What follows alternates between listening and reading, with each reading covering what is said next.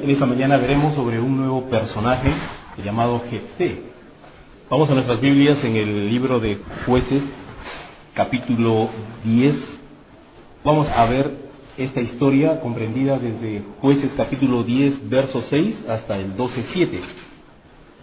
Entonces sus Biblias ahí en el libro de Jueces. En primer lugar, en el capítulo 10, desde el verso 6, para tener un trasfondo de cómo estaba viviendo el pueblo de Israel en ese tiempo, qué estaba pasando. Entonces vamos a ilustrarlo en un mapa para que tengan una percepción más exacta de las cosas. Y el verso 6 del capítulo 10 empieza a hablar acerca de la condición del pueblo, dice: pero los hijos de Israel volvieron a hacer lo malo ante los ojos de Jehová, y sirvieron a los Baales y a Astarot, y a los dioses de Siria, a los dioses de Sidón, a los dioses de Moab, a los dioses de los hijos de Amón, a los dioses de los filisteos, y dejaron a Jehová y no le sirvieron. Así empieza dándonos un panorama de cómo estaba ese pueblo. Habían pecado delante de Dios. No les importaba hacer sus maldades delante de Dios. Por el contrario, dejaron de servir al Dios verdadero y comenzaron a servir. Muy interesante esta palabra, que es para analizarla con profundidad. ¿Qué es servir a otros dioses? ¿Qué es hacer que otros dioses se beneficien de mis esfuerzos, de mis capacidades, de mis recursos, de mis fuerzas? Servir a otros dioses. Y aquí se mencionan por lo menos 7, empezando desde Baal y los demás dioses que estaban rodeando al pueblo de Israel. Y ellos empezaron a servir a todos esos dioses.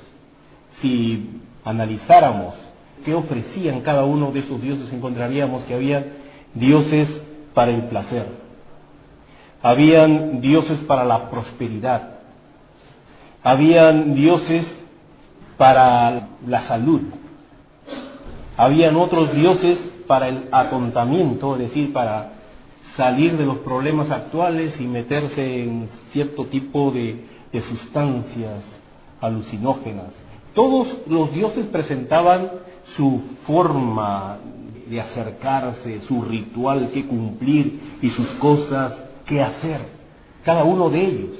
Y el pueblo empezó a irse atrás de todos esos dioses y los empezaron a servir. En primer lugar encontramos a un pueblo que dejaron al Dios verdadero. Una vez más, cayeron en este mismo tema. Lo que sigue en la narración de los siguientes versos en este capítulo 10 es que se encendió la ira de Dios sobre ellos. Si al principio estaban mal, imagínense ahora vivir con la ira de Dios pesando sobre ellos. Y esto es para nosotros una lección, es un llamado de atención para decir, si así, dejando a un lado a Dios, nos va mal, ¿cómo nos puede ir sirviendo a otros dioses, despertando la ira de Dios sobre nosotros? ¿Cómo se manifestó la ira de Dios sobre el pueblo de Israel?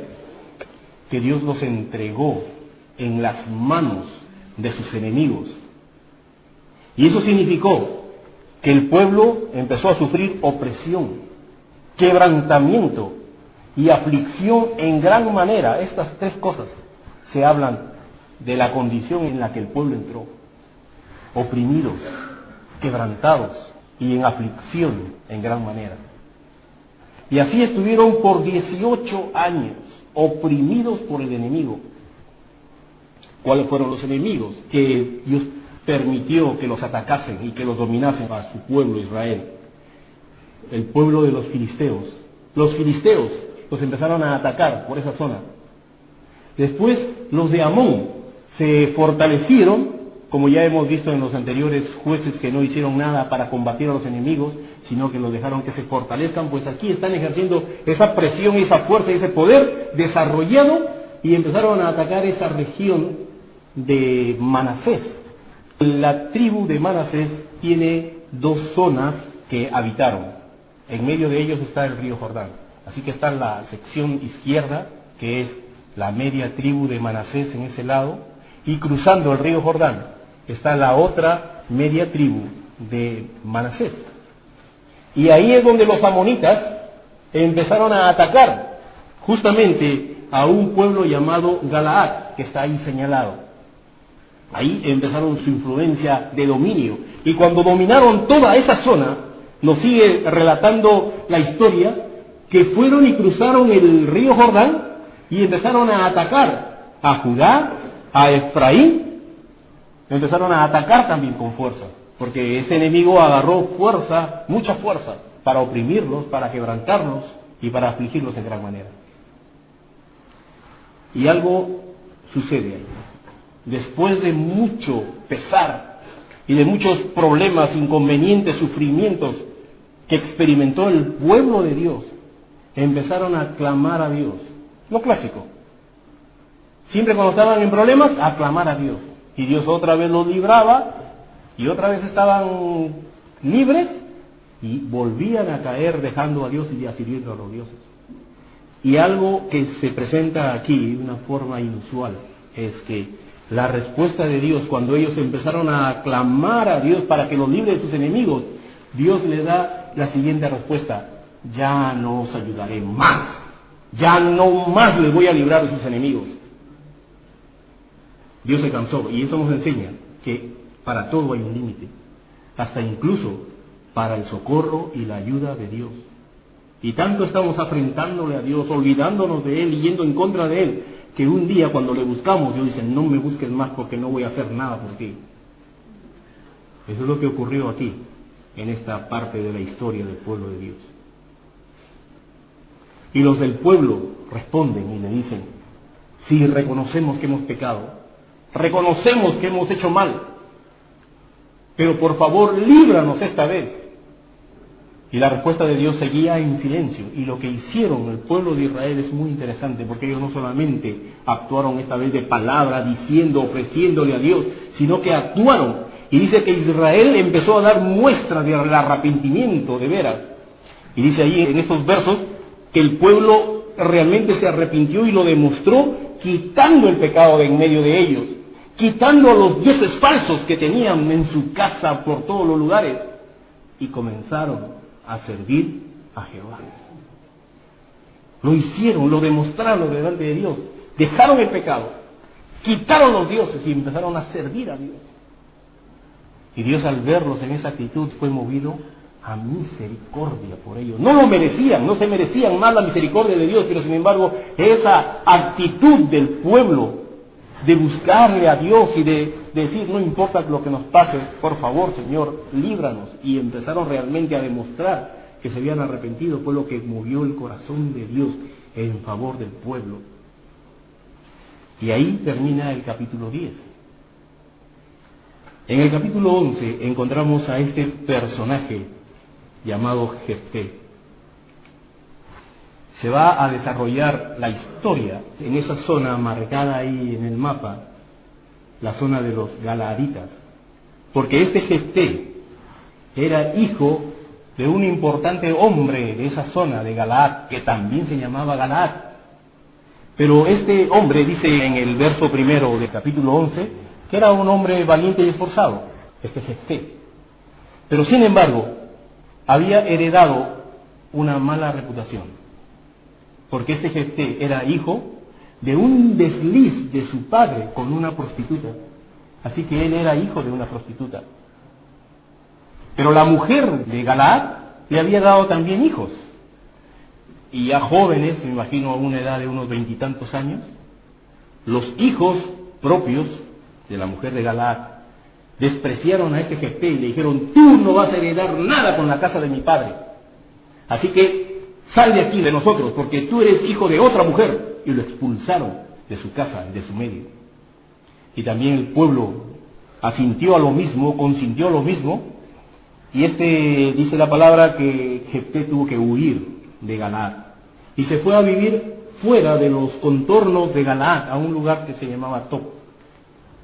Y dice que se le juntaron a él muchos hombres ociosos. En otras versiones de la palabra dice ladrones, chusma, delincuentes se le juntaron a Jefté. Y Jefté salía a hacer sus fechorías con ellos. También de otras versiones dice que iba, incursionaba, que iba a robar, que iba a asaltar. No dice dónde. Probablemente a los otros pueblos que no eran parte de Israel, que es a los amonitas, por ahí hacía sus incursiones, robaba, asaltaba. Y esto también le produjo cierta fama a Jefté. Era conocido ya este hombre. Porque cuando los amonitas, los enemigos de Israel, dieron guerra a esa parte de Manasés y a Galaad, los hombres de Galaad, los ancianos, los importantes de ahí, de la zona, fueron a buscarlo a Jefté. Fueron a buscarlo porque ya se había hecho conocido Jefté, de un hombre que era líder de un grupo de gente y que incursionaba en los enemigos y los despojaba. Y fueron a decirle: quisiera que tú nos libres de este enemigo. Y Jefté le reclama y dice: ¿cómo? ¿Ustedes no me han expulsado? Y ahora cuando son afligidos vienen a buscarme ¿para qué? ¿Para que yo les libre? Y el pueblo dijo: no, sino que si tú nos libras, tú vas a ser nuestro jefe, nuestro gobernante, nuestro líder. Y esto le calentó los oídos a Jefté. Dijo: ¿cierto? Yo voy a ser vuestro líder si es que los libro. Sí, te damos nuestra palabra delante de Dios. Entonces Jefté dice: ya, asume esta oferta. Se va a reivindicar él del desprecio que había sufrido por parte del pueblo. Y ahora hay una oportunidad de ser líder. Así que en la siguiente narración que se habla de la historia, se ve que el Espíritu de Dios viene sobre Jefté y él está lleno del Espíritu Santo. Qué cosa tan buena, que una persona que ha nacido así con esta reputación, que no lo ha querido sino que lo ha heredado, una mala reputación, un hombre que ha sido despreciado, tenga una oportunidad de ser usado por Dios. Y fue lleno del Espíritu Santo y él empezó a reunir gente para irse contra el enemigo. Pero aquí hay algo que quisiera que ustedes lo tomen en cuenta.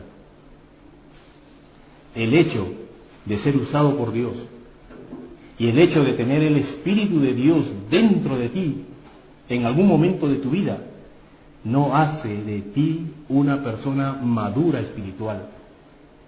No hace que tú ya hayas llegado a lo más alto en la vida espiritual. Porque vamos a ver en la vida de Jefté, después de esta experiencia con Dios, de esta buena experiencia con Dios, de la llenura del Espíritu Santo en él, de Dios que lo está ahora utilizando como un instrumento de libertad, a pesar de esto, él incurre en dos errores tremendos. Uno de ellos es un voto que él hace, un terrible voto que en algunas versiones se habla de esto. Porque él, en este deseo de ir contra el enemigo, lleno del ardor del Espíritu Santo y de la fuerza que da el Espíritu Santo, él hace un voto y dice: Dios, si tú me libras de este enemigo y si lo entregas en mi mano, cuando yo vuelva a mi casa en paz después de haber vencido, el primero que saliere por la puerta de mi casa, te lo ofreceré a ti y lo quemaré en holocausto. Terrible voto que él hace. Aquí hay dos posiciones para tratar de entender por qué este caso es un poco oscuro. ¿Qué cosa hizo Jefté?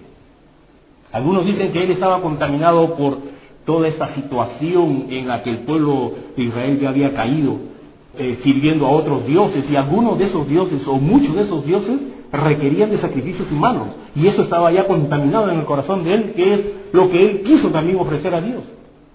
Que la primera persona que salga de su puerta, sea hombre o animal, iba a ser ofrecido a Dios y quemado en holocausto.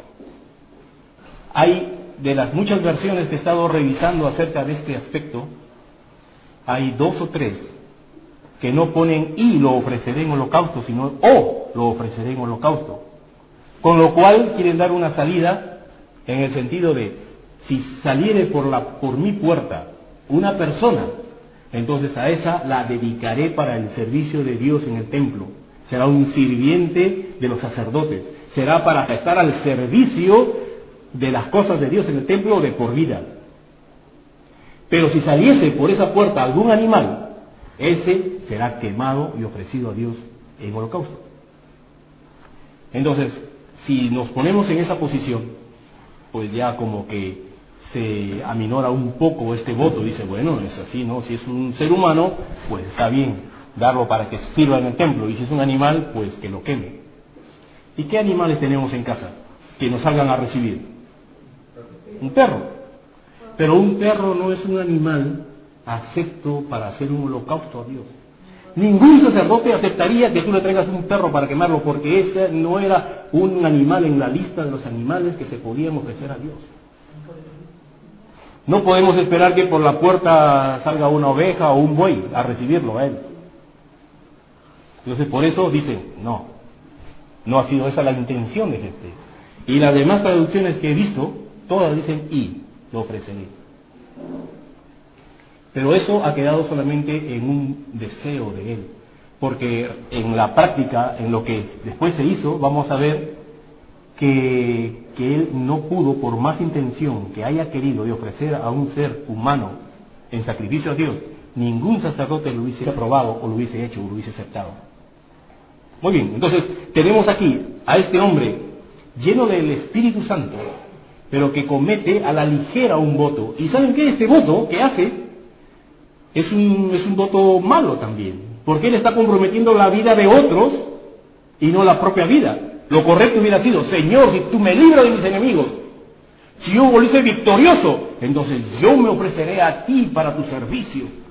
Eso sería lo correcto, y no fastidiar la vida de otras personas. El asunto es que él se enfrenta contra el enemigo y Dios le da la victoria. Y solamente se utilizan 2 versos para la descripción de esta victoria, el verso 32 y el 33 del capítulo 11. Lo vence, se enfrenta y lo vence.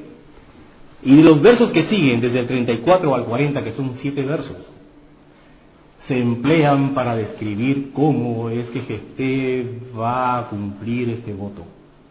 Porque el escritor de este libro quiere dar énfasis en ese voto que él ha hecho y cómo lo va a cumplir. Entonces él vuelve victorioso a su casa. ¿Y quién sale por esa puerta? Sale su hija danzando con panderos para recibir al victorioso, a su padre. Y era la única hija que él tenía, no tenía más hijos. Y cuando Jefté vio que su hija es la que salía a recibirlo, él rasga sus vestidos y dice, hija mía, me has quebrantado porque yo he hecho un voto para con Dios. No se describe exactamente, como ya les dije, en qué consistía ese voto.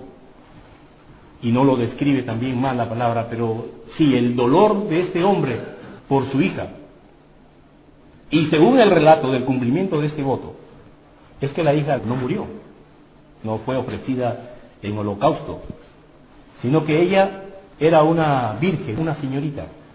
Y el padre tenía que ofrecerla para servicio del templo, para que allí sea la que limpie, barra, traiga agua, la que cosa, bueno, en fin, una serie de cosas en el servicio del templo, de por vida. Eso significaba que ella tampoco se iba a casar, que iba a permanecer como estaba virgen durante toda su vida. Y eso a ella le incomodaba, porque le dice a su padre, déjame que yo vaya a llorar mi virginidad por 2 meses. Porque ella, como cualquier mujer, anhela tener una familia, gozar con su esposo y gozar con sus hijos. Y no lo va a poder hacer. Entonces dice, déjame que yo vaya a llorar esta situación. Y el padre consiente. Por 2 meses ella y unas doncellas que lo acompañaban fueron por los montes a llorar su situación. Y de ahí en adelante dice que cada año se volvió costumbre que una vez al año iban a llorarle a esta joven allá en el templo. Eso es lo que se entiende, que cada año iban y endechaban, que significa llorar, por esta joven que había sido ofrecida así para el servicio de Dios. Esa es una de las primeras cosas que tenemos que ver aquí en el error que incumple este Jefté de tomar a la ligera un voto. Y ya la palabra de Dios nos está enseñando acerca de lo riguroso del cumplimiento de un voto que se hace a Dios. En Números capítulo 30 se habla acerca de esto, cuando uno ofrece los votos a Dios, que se tiene que cumplir. En fin, esa es una de las cosas. La segunda cosa mala en la que incurre este Jefté, lo encontramos en el capítulo 12, desde el verso 1 al 7, donde después esa tribu de Efraín va contra Jefté y le dice: ¿por qué no nos has llamado cuando tú fuiste a la guerra contra Amón?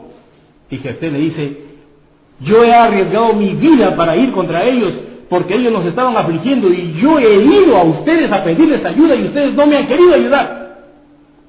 Entonces los de Efraín se quejaron contra Jefté y querían quemar su casa y con él adentro también.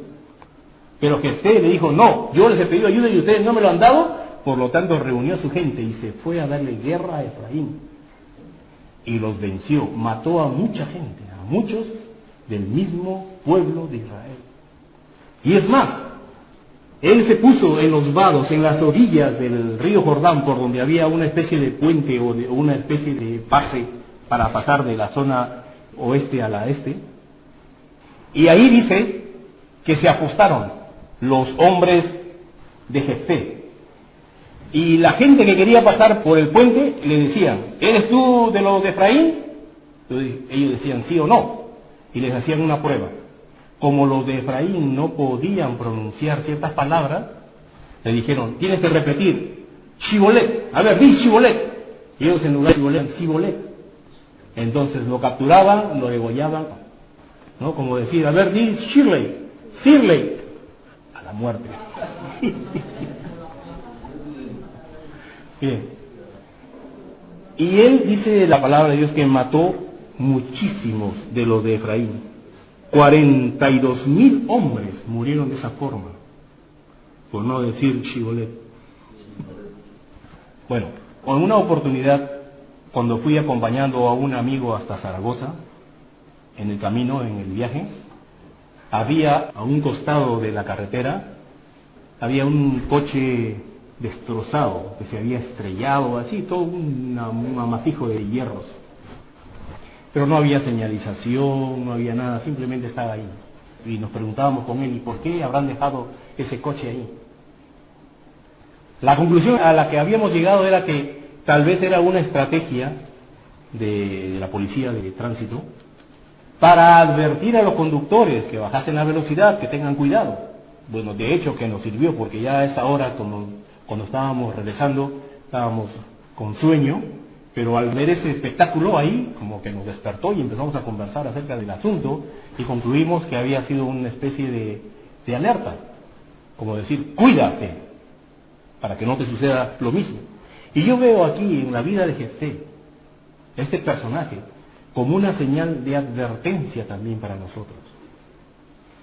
Es un hombre que ha tenido que pasar por diferentes cosas y en un tiempo de su vida ha sido restaurado e incluso usado por Dios, pero sin embargo eso no le daba la capacidad de una vida espiritualmente madura. Y eso tiene que advertirnos a nosotros también. El que seamos usados por Dios, el que hayamos tenido un encuentro con Dios, no garantiza que nuestras acciones siguientes sean correctas. Lo que nos pone a nosotros al cuidado o a la advertencia es que tenemos que tener cuidado con las cosas que hacemos. Aquí Jefté era un hombre impulsivo. Me hace recordar ese nombre de un casal que hay por aquí, donde dice: si me lían, me lían. Si me buscan, me encuentran. Más o menos así era Jefté, ¿no? Le buscaron el pleito y él se le fue encima. Pero la palabra de Dios nos dice: no tenemos que reaccionar de esas maneras. Que tenemos que pensar las cosas, razonarlas de acuerdo a las verdades de Dios. Tenemos que tener un carácter de dominio propio. Eso es lo que le faltó a este Jefté. A la ligera hizo cosas que fueron después terribles. Y Jefté tuvo una vida corta. Solamente juzgó 6 años a Israel. Capítulo 12, verso 7. Solamente 6 años y murió. Murió joven. Quizás unos 35 años. Y murió. Una vida corta, una vida impulsiva. El que el Espíritu de Dios haya venido sobre él no ha garantizado ciertas cosas más adelante. Eso nos dice a nosotros que tenemos que estar alertas y al cuidado, que no nos creamos ya los superhombres o las supermujeres porque una vez tuvimos un encuentro con Dios, sino que es nuestro trabajo cada día someternos a lo que Dios dice, aprender de Él, aprender y someter nuestras vidas de acuerdo a lo que Él quiere. Pablo le da una recomendación a Timoteo. Primera de Timoteo capítulo 4 y el verso 16 le dice: cuídate de ti mismo y de la doctrina. Porque es importante que nosotros estemos cuidándonos de nosotros mismos. Eso es sometiendo cada día nuestra vida a lo que Dios quiere. Eso es dominio propio. Eso es un trabajo que tenemos que hacer cada día con nuestra propia vida. Cuídate de ti mismo y de la doctrina. Esas son las palabras finales en esta presentación de este personaje. Que sirva este como una señal de advertencia para que nos cuidemos de nosotros mismos. Vamos a orar. Tu palabra, Señor, nos alimenta, nos ilustra, nos quita vendas sobre los ojos, nos hace ver cosas, Dios.